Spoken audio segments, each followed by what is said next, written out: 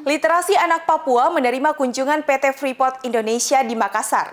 Momentum ini dibalut dengan dialog interaktif, yang dimana pihak PT FI memberikan sejumlah informasi terkait pengoperasian PT Freeport Indonesia di tanah Papua. Bahkan Lembaga Literasi Anak Papua mengaku mendapat klarifikasi mengenai isu yang beredar tentang limbah tailing beracun yang menjadi bagian dari operasional PT Freeport Indonesia.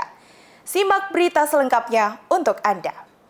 PT Freeport Indonesia merupakan perusahaan tambang mineral afiliasi dari Freeport-McMoRan dan Mining Industry Indonesia.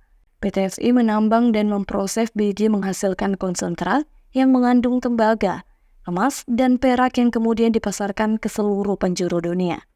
Selain gambaran umum yang disampaikan dalam dialog interaktif pada 10 Februari 2024 di Nongki Nongki Cafe and Resto Makassar, pihak PT FI menjelaskan tentang peluang dunia kerja, yakni dengan PT FI membuka kesempatan bagi Fresh Graduates Program untuk turut bergabung dalam PT Freeport.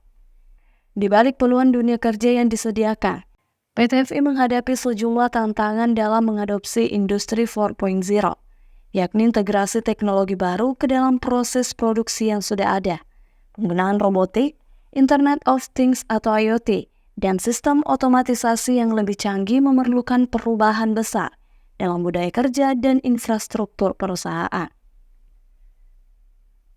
Selain itu, perwakilan PT FI menjelaskan mengenai pengelolaan limbah tailing yang sudah sesuai standar laboratorium.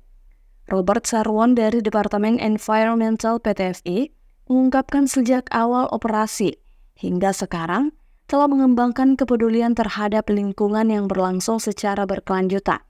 Terbukti dengan solusi pengelolaan tailing telah memenuhi standar industri global tentang pengelolaan tailing.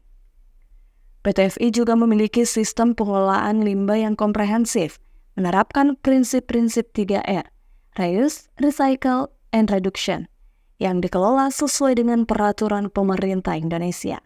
Bahkan dalam dialog interaktif tersebut, Lembaga Literasi Anak Papua mengaku mendapat klarifikasi atas berita yang beredar mengenai limbah tailing yang dikatakan beracun, dapat mematikan populasi hutan dan hilangnya pulau-pulau hasil penyaluran limbah tailing melalui sungai. Hal itu disampaikan oleh Robert Sarwon dengan bukti tumbuhnya sayuran hingga buah-buahan yang ditanam menggunakan media limbah tailing.